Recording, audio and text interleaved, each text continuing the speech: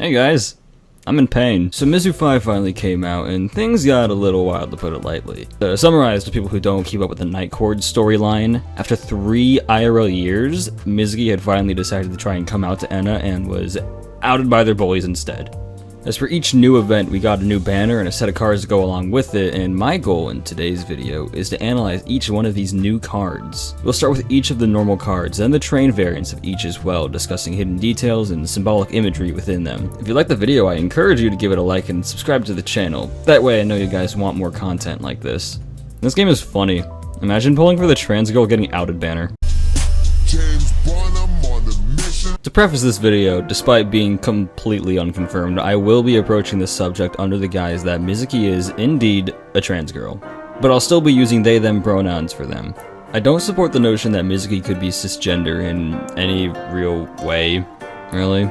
Given that the bullies who outed Mizuki referred to Enna as a quote-unquote real girl, I don't think they would use such specific phrasing if Mizuki was just a crossdresser. Also, the story would be a lot worse. So if you have a problem with trans girl Mizuki, then get out! Okay, got the annoying people out? Great. First and foremost, let's discuss the angst in the room, the Mizuenna cards. Mizuki Akiyama's What Has Been Lost in Enna Shinanome's In This Painful Twilight. Starting off with Enna's card first, this is fairly easy. Enna's card is supposed to parallel her card from the event My Footprints Your Destination. Not only is this the exact location where Mizuki had promised and lied that they would one day tell Enna their secret, but it's also from the direct point of view from Mizuki themselves. That being said, I feel that there can be a misconception about Enna's facial expression within Painful Twilight. Though it's easy to be given the impression, Enna's face doesn't reflect anger or fear or betrayal. Maybe to Mizuki this expression can be misconstrued as such, but Enna's immediate reaction following the corresponding scene proves otherwise. I think this face is just confusion. Just pure confusion. Mizuki's card, however, which took over Twitter like a fucking storm, is a direct contrast to Enna's. While Enna was confused and the lighting is nearly the exact same as the card where she promised to wait for Mizuki, Mizuki's card has this harsh, horrible lighting to it. It's almost terrifying. The sheer look of horror on their face, and that's understandable. They were robbed from telling one of their best friends about their gender identity, and that was stolen from them, by their bullies no less. Mizuki's entire world comes down in this moment, and you can tell. This might sound a little fucked up, but I'm glad a subject like this was handled in such a dark tone. So many transphobic or LGBT line individuals get their moments stolen from them and outed before they're ready to open up. So having a character who already resonates so strongly with people from that demographic getting exposed like this, it adds an extra sense of depressing realism for people to gravitate to. And when people like your characters that get you money in the bank, motherfucker! Alright, I yapped a lot about a single person standing completely still. I said a lot, didn't I? Let's stop saying a lot. Here's Mafuyu. Yeah, here she is. Eating squid. You know shit's going terribly wrong when Mafuyu, of all people, is having the best day out of anyone here. Kaimeko divorce card. Kaito makes my heart skip a beat. Maybe you can take me out for drinks or something. What was I talking about again? Oh, right, the cards, yes, okay. My Meow Meow was the 2-star this time. Kills the outfit as always. Someone said she's holding the ribbon Mizuki's sister gave her at some point, but I don't remember when that was. Oops, that's embarrassing. With that out of the way, that's all the untrained cards. It's time to talk about the bulk of which, the other half, the trained variants of each card. We're gonna start off with Mizuki's trained variant. It should go without saying that this is the exact room from the Secret Distance trained card, but obviously more devoid, lifeless. The mannequins, which once adored frilly clothes and ribbons, have all been stripped bare, and the mirror they keep in the room has been shattered. As a matter of fact, the mirror isn't even reflecting anything. They've lost their sense of self. What's the point of their identity if they won't be seen as, for a lack of a better term, just one of the girls anymore? To them, now that Enna knows, they'll just be seen as a girl with an asterisk. But that's the thing. They refuse to even entertain the possibility of acceptance to begin with, and the story corroborates this. Take a look at Mizuki's face there, the mask that they're wearing. Not only is it covering their eyes, but their ears too. They refuse to see or hear any possibility that they could be accepted. They're blocking everything out. For all intents and purposes, Mizuki has completely regressed into their shell, becoming no different from how Mafuyu was at the beginning of the storyline. I want to talk next about Enna's card, where she's laying on a bed of water surrounded by petals of a blooming flower as she's clutching onto a red, lacy ribbon.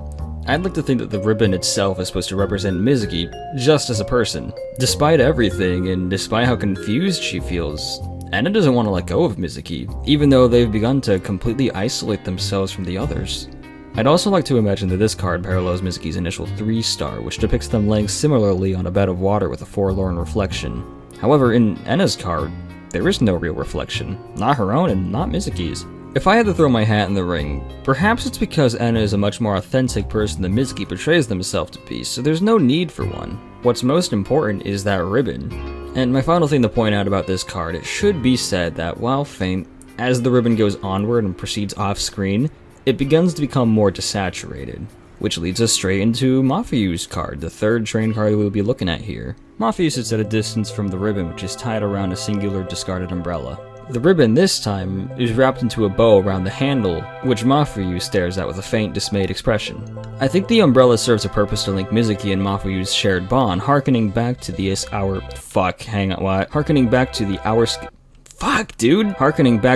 Our Escape for Survival event. Nailed it. Where Mizuki themselves was the one who told Mafuyu that she doesn't need to withstand her mother's pressure and manipulation any longer, and that it's okay to run away from your problems sometimes, so just come back when you're stronger and ready. How ironic that the advice that could save Mafuyu was the very issue Mizuki was struggling with this entire time. They kept running from their identity, content on never coming out until it all would just collapse for them. That being said, I think the reason why Mafuyu sits at a distance from the ribbon is because she isn't 100% close with Mizuki quite yet.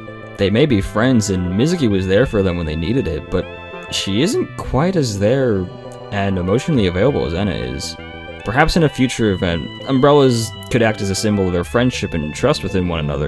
It could be prevalent, but don't quote me on that. And finally, the last card of this set, Kaito's trained variant. Kaito is laying on the ground alongside the ribbon and flower petals. However, the ribbon that, as stated before, is symbolic of Mizuki as a person, is completely desaturated and frayed. Despite this, he's closest to the darkness, which is clearly where Mizuki is.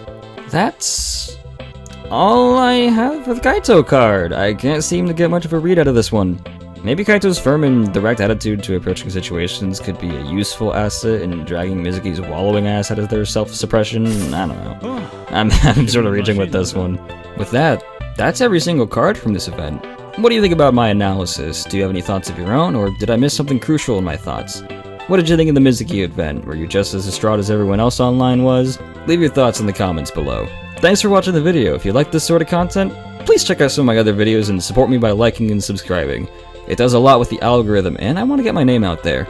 I'm only 88,000 subscribers from dethroning No Soy Fraudku. I'm sure I can do it. That won't be a Herculean task at all. A great new age of Project Sekai YouTubers has begun. Let's get some pussy tonight. Cállate, maraca, conchetumare, ya me caíste.